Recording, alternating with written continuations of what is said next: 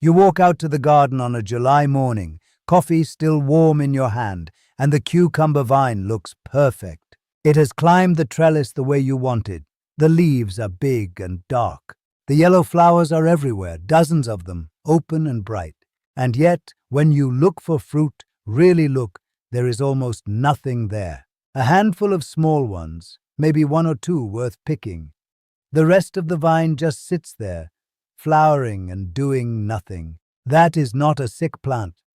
That is a plant that has not been given what it needs to make the switch from flowering to producing. And the difference between that vine and one that gives you an armful of cucumbers every few days comes down to a small number of habits, each one cheap, each one simple, and not one of them sold in a spray bottle at the garden center. I want to be plain about what this costs. The materials involved, across everything, will run you somewhere between $8 and $15 total. Some of it will cost you nothing at all. What it asks for instead is attention, a few minutes every morning, a small act of observation, and a willingness to do things that feel almost too simple to matter. Those are the things my grandfather's generation never had to be told, because they were just part of how you kept a garden. People come to this and expect a product to fix it. There is no product.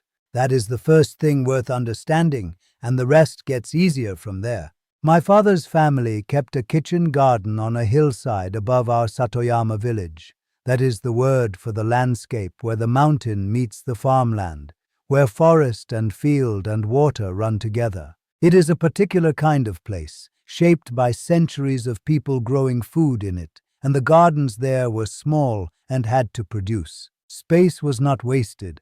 A vine that flowered and gave nothing was pulled and replaced.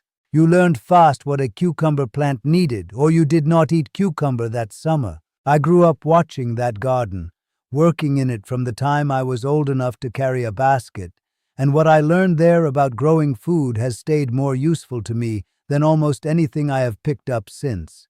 My name is Hiroshi Tanaka. I spent my working life as a craftsman in the mountains, and a kitchen garden was part of every home I ever kept.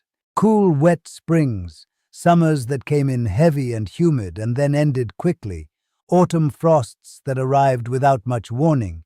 You learned to work with the plant's timing, not against it. There is a written guide called Washitsu that carries a lot of what I have gathered over the years, not just about growing food, but about the old village methods for keeping a home and a garden running well without spending money you do not have. Cucumbers are one part of that. The link is in the description if you want the full picture. If what I share here is useful to you, the subscribe button is right there. I put out new material on a regular schedule, and every one of these talks builds on the last. Press it, and you will not miss what comes next. One thing I would like to know, drop it in the comments and I read every one of them. Have you ever had a cucumber vine that flowered heavily but gave you almost nothing? Tell me what variety you were growing and what the summer looked like where you are. That helps me understand what most of you are dealing with, and I can speak more directly to it. Now, the reason a cucumber plant stops at flowers and never moves to fruit is not random. It is a decision the plant makes, and once you understand what drives that decision, you can change it. A cucumber flower is either male or female. The male flowers open first, often a week or more before any female flowers appear. Female flowers are the ones that become fruit. You can recognize them by the tiny swelling at the base, right behind the petals, that looks like a miniature cucumber. That swelling only develops into a real cucumber if pollen reaches it. No pollen, no fruit. The flower drops and the vine moves on. In a garden with enough bees, that transfer happens on its own. But heat pushes pollinators off their schedule. Rain keeps them grounded. A garden in a yard surrounded by lawn and not much else may simply not have the bee traffic it needs. And when the transfer does not happen reliably, the plant reads the situation as poor conditions for reproduction and starts pulling back. Fewer female flowers, less energy toward fruit, more energy toward seed survival. It is not failing, it is protecting itself. The intervention is so simple that people almost refuse to believe it works. You do not need to buy anything. You need to be outside near the vine on a dry morning before 10 o'clock. That window, early morning, before the heat climbs, is when cucumber flowers are open, pollen is loose, and the transfer can happen. What you do in that window is the first of the 5 things that change everything about how a cucumber vine produces. And it costs exactly nothing. Take a small dry paintbrush. A cheap one, the kind that comes in a children's art set, works perfectly. Go out to the vine on a dry morning before 10 o'clock while the flowers are fully open. Find a male flower, no swelling at the base, just a straight stem behind the petals. Touch the brush gently to the center of it and pick up the yellow dust you find there. That is pollen. Now find a female flower, the one with the tiny cucumber shape behind it, and touch the brush to the center of that one. Move to the next female flower and do the same. The whole operation takes 3 minutes on a small vine, maybe 8 on a large one. That is hand pollination. It is the single most reliable way to guarantee that every female flower your vine produces becomes fruit. In my village garden, on the hillside above the valley, my mother did something very close to this with a small feather she kept by the garden gate. She never named what she was doing. It was just part of the morning. The result was that our cucumber vine produced from midsummer until the first frost without a single week of silence, and we never once sprayed anything on it or bought anything for it. A child's paintbrush from any craft store or dollar store costs less than $2.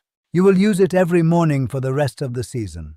The second habit is about water, and it is where most home gardens go quietly wrong without the grower ever realizing it. A cucumber plant is roughly 95% water by weight. The fruit it makes is almost entirely water. When the soil around the roots dries out, even for a day or two, the plant reads that as a drought signal and immediately shifts its energy away from fruit production and toward survival. The female flowers drop. Yes, they simply drop. The fruit already forming slows down or turns bitter. The vine looks fine from above, but the damage is already done underground. The fix is not complicated, but the depth matters. When you water a cucumber, you need to push moisture down at least 6 to 8 inches into the soil where the roots actually are. A quick sprinkle on the surface does almost nothing useful. What works is slow, deep watering, a soaker hose laid along the base of the plant, or a hose set to a trickle and left in place for 20 to 30 minutes, 2 to 3 times a week depending on your heat and your soil. Do not water from above if you can avoid it. Wet leaves in warm weather are an invitation to mildew, and a cucumber plant fighting mildew is a plant that has stopped thinking about fruit. The second part of this habit costs about $4 to $6 and takes 10 minutes to do. Lay 2 to 3 inches of mulch directly on the soil around the base of the vine. Straw works well. Yes, it really does. Wood chips work. They work perfectly. Dried grass clippings work if they have not been treated with anything. The mulch does 2 things at once. It holds the moisture in the soil so it does not evaporate between waterings, and it keeps the soil temperature from spiking during afternoon heat. A cucumber root sitting in cool, moist soil keeps producing. A cucumber root sitting in hot, dry soil shuts down. The mulch is not optional, it is required. It is part of the water habit, a key part. The third habit is one that feels wrong the first time you do it, because it asks you to cut healthy-looking growth off a plant that is already growing. Stay with me on this one because the logic is solid. A cucumber vine puts energy into everything it grows, every leaf, every lateral shoot, every tendril. The plant does not rank those things. It feeds them all equally, every single one. What that means in practice is that a vine left entirely to itself spends a significant share of its energy maintaining leaves and side shoots that produce very little and has less left over for fruit. You are going to redirect that energy deliberately. Find the lateral shoots, the side branches that grow out from the main stem, usually at the joint between a leaf and the stem. On the lower third of the plant, remove them entirely. Cut them cleanly with a small pair of scissors or garden snips close to the main stem, and do it early while they are still small. You are also going to remove any leaf that has yellowed, any leaf that is blocking air from moving through the center of the plant, and any fruit that has grown crooked or damaged beyond recovery. This is not damage, not at all. This is direction, purely direction. A decent pair of garden snips costs about $7 at any hardware store or garden center and will last you years. The plant responds within days. You will see new female flowers forming higher on the vine, and the fruit already setting will grow faster and fuller. When a cucumber plant is young and putting on leaves and stem, it needs nitrogen. Nitrogen pushes green growth. That is its job. That is correct at that stage. But the moment the plant begins to flower, the priority changes completely. A plant that keeps getting heavy nitrogen after flowering starts will keep pushing green growth instead of committing to fruit. It is doing exactly what you told it to do. The problem is you forgot to change the instruction. When you see the first flowers forming, stop feeding nitrogen. Switch to a fertilizer that is higher in phosphorus and potassium. A small bag of tomato fertilizer, which is formulated for exactly this flowering to fruit transition, costs about $5 to $8 at any garden center and works perfectly well on cucumbers. Feed it according to the package directions, once every 10 to 14 days from first flower until the end of the season. The plant now has everything it needs to commit to fruit, and it will. The fifth habit is the one that surprises people the most, because it looks like the opposite of what you would expect to help. Pick the cucumbers early, small and early. Pick them small, yes, exactly. Do not wait for them to reach the size you see at the grocery store. A cucumber is ready to pick when it is firm, dark green, and about 6 to 8 inches long. Some varieties a little shorter, some a little longer, but the principle is the same. Pick it then, not later. Do it now. A cucumber left on the vine past its prime does something very specific. It begins to form seeds inside, and the moment that happens, the plant considers its job finished. It has made a fruit. That fruit has gone to seed. Reproduction is underway. The signal that goes back through the plant is clear. Stop making new fruit. The vine slows. It starts to fade. The female flowers stop coming. You end up with 1 or 2 large, seedy, slightly bitter cucumbers and a vine that has essentially retired. Pick every cucumber at or before its peak, and the plant gets the opposite signal. Nothing has gone to seed, not yet. The work is not done. Keep going. New flowers keep forming, new fruit keeps setting, and the vine stays in production mode for weeks longer. This costs nothing, absolutely free. It asks only for a daily walk past the vine with a hand free to pick. In my village, that walk happened every morning without discussion. It was simply part of keeping a garden, a daily ritual. The cucumbers that came to the table were tender and thin-skinned and sweet. Those 5 habits work together as a single system. Any one of them alone will help. They really do. All 5 together change the character of the vine entirely. The total cost runs between $8 and $15. The time cost is 10 to 15 minutes a day. That is the whole method. It works. Honesty first, let's be real. These 5 habits are real, and they work on a healthy plant in reasonable conditions. There are situations where none of them will be enough, and I will not skip over that because it matters. If your cucumber plant has powdery mildew, the white dusty coating that starts on the older leaves and spreads inward, these habits will slow the decline, but they will not reverse an infection that has already taken hold across the plant. The trimming and the airflow management help prevent it from starting.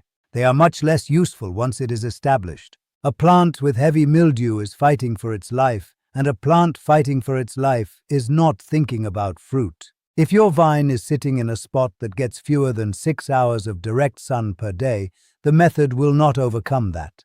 Cucumbers are heat-loving plants. They were domesticated in warm climates, and they expect full sun. 6 hours is the floor, not the target. 8 is better, though. A vine in partial shade will flower reluctantly and fruit even more reluctantly, and no amount of hand pollination or careful feeding will change the arithmetic of light.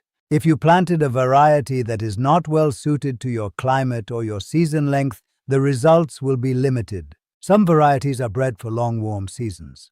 Planted late in a short summer region, they will try to produce and run out of time. I will be honest with you. The variety question is one that most of us, myself included, have gotten wrong at least once. Check the days to maturity number on the seed packet before you plant. That number tells you how many warm days the plant needs from transplant to first fruit. If your frost comes before that window closes, the plant loses the race before it starts. And the last honest limit is this: if the soil itself is badly depleted, low organic matter, poor drainage, hard pan underneath, these surface habits are treating the symptom rather than the cause. The cucumber system I have described works best in soil that has been built over time with compost, with organic matter worked in, with structure that lets water move through rather than pooling or draining away too fast. If your soil is poor, these habits still help, but the bigger investment is in the ground itself, and that is work for the fall and the following spring. I say all of this not to discourage you, but because a method honestly described is one you can actually trust. You will know what the limits are, so when something does not work the way you expected, you will understand why, and you will know where to look. Now, the same logic that applies to cucumbers applies to their close relatives, and once you have the system running on one vine, it is almost no extra effort to extend it across the others. Zucchini has the same pollination problem, same male first flowering pattern, same dependence on bee traffic, same response to hand pollination in the early morning. If you are already out there with the paintbrush on the cucumber, spend 2 more minutes on the zucchini. The results are identical. Summer squash behaves the same way. Yellow squash, pattypan, crookneck, all of them make male flowers first. All of them stall when pollination fails. All of them respond to the same early morning attention. The mulch, the deep watering, the switch in feed at flowering. Apply all of it across the bed, and the difference in total production across a summer is significant. What began as a cucumber habit becomes a whole garden habit, and the cost stays the same. Melons are slightly different in their timing. They take longer to set fruit, and the female flowers are sometimes harder to spot. But the underlying principle is the same. Keep the soil moist and cool at the root. Feed phosphorus and potassium once flowering begins. Pick the first small fruits early to keep the plant from going to seed before the season ends. The daily walk, the daily observation, the daily small act of attention, that is the system, and it works across everything in this plant family. My mother kept it simple. She never wrote any of it down. What she had instead was a routine so regular that it became invisible. The same path through the garden every morning, the same eyes on the same plants, the same hand reaching for whatever was ready to come off the vine. She grew up in the Satoyama village above the valley where my father's family farmed, and she had learned the garden the way she learned everything else, by watching, by doing, by repeating until the knowledge lived in the hands rather than the head. I remember the cucumber trellis she kept along the south-facing fence, bamboo poles tied with rice straw, the vine trained up it in a single line, the fruit hanging clean and straight in the morning light. She picked every morning. She picked small. She never let a cucumber turn yellow on the vine, because her mother had told her that a yellow cucumber is a message the plant is sending, and the message is that you waited too long. The vine produced from late June until September. We ate cucumber with almost every meal that summer, sliced thin with a little rice vinegar and salt, the way the old people in the village always prepared it. Nothing was bought, nothing was sprayed. The habit did the work. The garden center does not profit from that story. That is worth sitting with for a moment. The spray bottle, the synthetic fertilizer, the pest control, the row covers, the starter kits, all of it is built around a grower who does not understand what the plant actually needs and is willing to pay to approximate it. There is no money in teaching someone to go outside with a $2 paintbrush at 8 in the morning. There is no margin in a bag of straw mulch. The knowledge that makes a cucumber vine produce reliably all summer is cheap to the point of being almost free, and that is exactly why it does not get packaged and sold on an end cap display. It is not a scheme. It is simpler than that, and in some ways harder to accept. The people who grew food before the age of the garden center did not have another option. They had to understand the plant because there was nothing else to fall back on. That necessity produced knowledge that is still completely accurate, still completely useful, and still costs almost nothing to apply. The Satoyama gardens I grew up around were not exceptional. They were just tended by people who paid attention every day without expecting shortcuts.